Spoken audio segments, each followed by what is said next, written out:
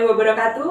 Kami calon guru penggerak angkatan 9, saya Linda Purnamasari, asal Sekolah Dasar Negeri 6 Kenanga, dan rekan saya Edi Susilo dari SD 3 Lambu Gibang. dan rekan saya Didi Aprianto, SD 4 Lambu Gibang. Pada kesempatan ini kami akan melakukan kegiatan coaching untuk supervisi akademik terhadap rekan sejawat. Selamat menyaksikan.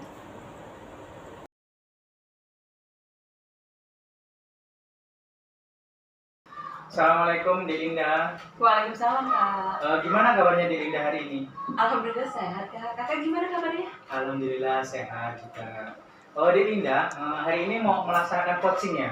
Iya, Kak, benar. Jadi di sini saya sebagai supervisi untuk mensupervisi Delinda sebagai coach ya. Iya, Kak, benar. Nah, coach yang sebagai coach siapa? Pak Edi. Pak Edi Iya. ya. Jadi seperti itu. Nah, jadi untuk supervisi itu dia itu ada yang namanya rubrik penilaian ya. Rubrik penilaian itu sesuai dengan alur tirta ya. Alur tirta itu yang tujuan, identifikasi, rencana aksi, dan tanggung jawab, terus mengajukan pertanyaan yang berbobot, terus coach merespon pertanyaan dari Dinda seperti itu. Nah, selain itu juga ada yang namanya prinsip coaching.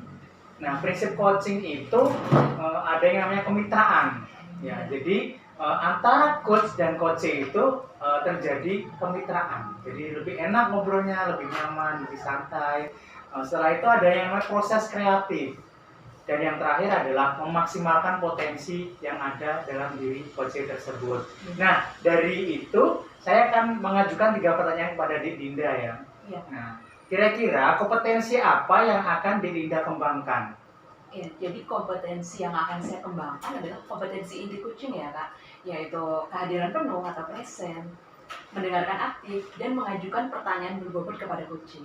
Oke, jadi dari 3 kompetensi itu pengen Dinda menggali ya Dinda seperti Iya, itu. benar. Nah, jadi dari ketiga kompetensi itu mana yang Dinda kembangkan lebih spesifik lagi? Ya, jadi dari kompetensi inti coaching tersebut yang lebih spesifik yang akan saya kembangkan adalah mendengarkan aktif dan mengajukan pertanyaan berbobot. Seperti itu. Nah, yang terakhir nih pertanyaan dari saya Dinda ya. Indikator yang bagaimana yang akan Dinda capai dalam proses coaching tersebut?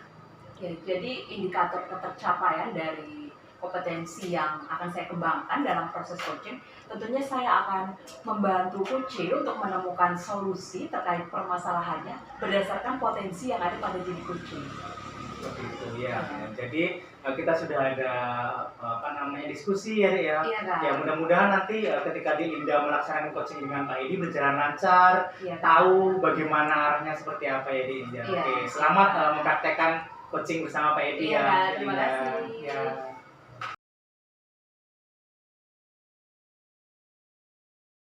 Assalamualaikum Pak Edi. Waalaikumsalam Ibu. Iya. Apa kabar Pak Edi? Alhamdulillah kabar baik. Ibu bagaimana kabarnya? Ya, alhamdulillah kabar baik, sehat. Semoga kita selalu dalam lindungan Allah ya, Pak. Amin. Ya, jadi ini sesuai dengan janji kita semalam ya, Pak. Hari ini kita ngobrol-ngobrol santai. Ya. Jadi apa nih yang ingin Bapak sampaikan? Jadi ini Bu, saya sedikit ada sebuah permasalahan nih yang saya anggap itu ya sebuah permasalahan. Iya. Jadi permasalahan yang saya hadapi itu begini Bu. Saya kebetulan ngajar kelas 4 nih ya. Iya. Ngajar kelas 4 saya punya satu siswa yang mana di sini nih anak tersebut belum begitu lancar dalam hal membaca. Nah, seperti itu. Jadi itu saya anggap sebuah permasalahan. Iya. Jadi permasalahan Bapak adalah ada peserta didik yang belum bisa membaca ya, Pak ya? Iya.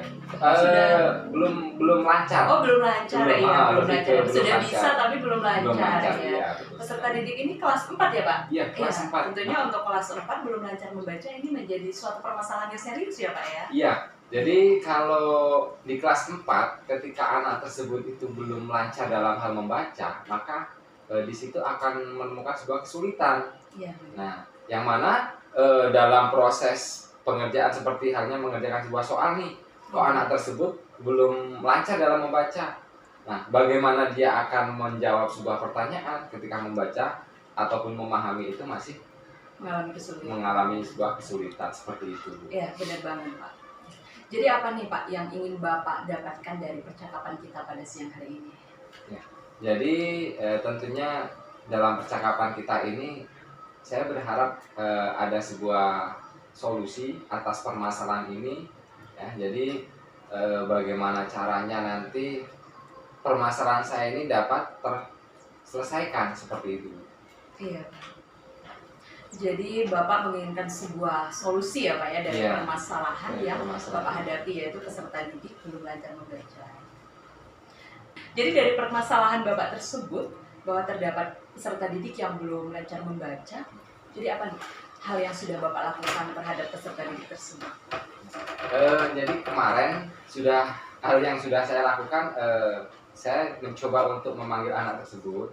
Saya ajak berkomunikasi. Saya ingin mengetahui, saya lakukan sebuah pendekatan, saya ingin mengetahui jadi bagaimana sih lingkungan di rumah sekitarnya itu. Nah, khususnya di dalam keluarga seperti itu ya. Jadi ternyata setelah saya menggali informasi dari si anak tersebut ya, jadi orang tuanya berprofesi sebagai seorang pedagang. Jadi berangkat pagi ke pasar, pulangnya itu sore. Dan anak tersebut itu ya berangkat sekolah itu ya tanpa berpamitan dengan orang tua seperti itu. Artinya di sini saya lebih mengamati ke perhatian orang tua ya, itu yang kurang. Jadi anak ya kayak tidak ada perhatian seperti itu. Jadi salah satu pengaruh yang mempengaruhi peserta didik tersebut tidak antusias dalam belajar ya Pak, salah satunya adalah belum lancar membaca, itu adalah kekurangan diantaranya 5 kebutuhan dasar manusia ya Pak ya, yaitu salah satunya adalah kasih sayang dari keluarga atau orang tuanya, sehingga dapat mempengaruhi perilakunya terhadap kegiatan pembelajaran. Betul sekali. Jadi menurut Bapak, peserta didik Bapak ini jika Bapak gambarkan ada di level berapa ya Pak keadaannya? Jadi kalau saya gambarkan dalam sebuah level itu tuh anak ini berada pada level ya 4-5 level itulah. Kemampuan dalam kelancaran membacanya seperti itu. Jadi gambarannya adalah peserta didik tersebut pada level 4 atau 5 ya. Jadi dari keadaan peserta didik tersebut apakah Bapak ingin meningkatkan peserta didik tersebut agar meningkat levelnya dapat menjadi lebih baik lagi? Tentunya saya sebagai guru kelas, khususnya kelas 4 itu, saya sangat antusias sekali ya. Saya sangat mengharapkan peningkatan atas kemampuan lancar membaca khususnya terhadap anak tersebut. Jadi di sini saya punya sebuah harapan anak itu bisa berada pada level 8 atau 9 Bu. Karena mengingat anak kelas 4 yang mana di situ harus benar-benar sudah harus lancar dalam hal membaca. Seperti itu. Ya. Jadi harapannya adalah agar dapat meningkatkan level peserta didik tersebut ya Pak ya, khususnya pada pembelajaran membaca. Jadi dari tadi Bapak sudah menyampaikan bahwa Bapak sudah melakukan suatu alternatif, yaitu Bapak berkolaborasi dengan orang tuanya ya Pak ya? Iya.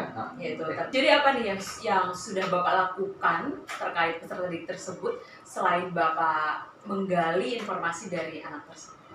Jadi selain daripada itu, apa yang sudah saya lakukan dalam rangka untuk meningkatkan kemampuan belajar, saya sempat juga menghubungi orang tuanya. Terus di sini kami dalam komunikasi ya, dalam komunikasi ini kami saya pribadi itu menyarankan, ayo bersama-sama kita bekerja sama, kita tingkatkan kemampuan anak. Mungkin kalau nanti bisa dimaksimalkan anak tersebut bisa ikut les di luar daripada jam sekolah seperti itu yang saya sampaikan dengan orang tuanya.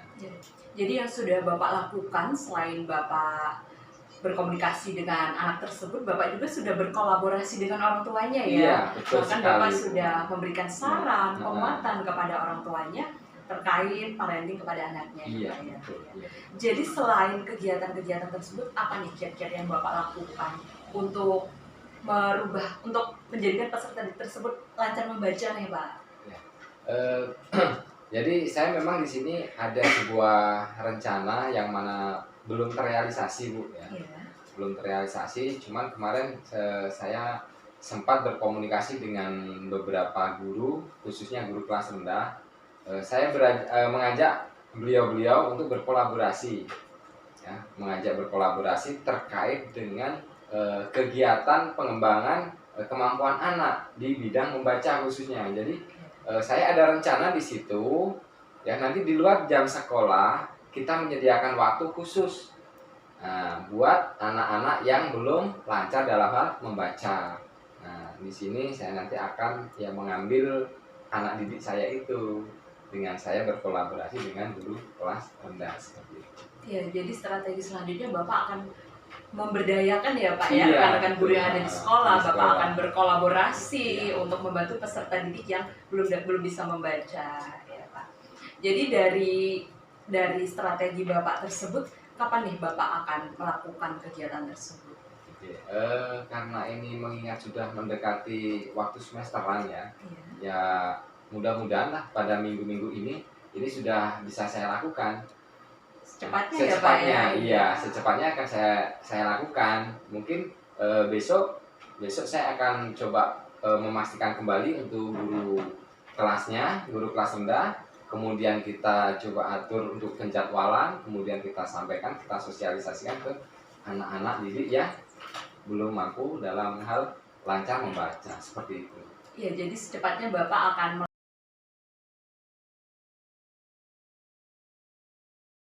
Oke, Dilinda. Jadi tadi saya sudah mengamati apa yang sudah Dilinda coachingkan terhadap Pak Edi ya. Nah, di sini ada beberapa pertanyaan yang ingin saya berikan dan kita sharingkan.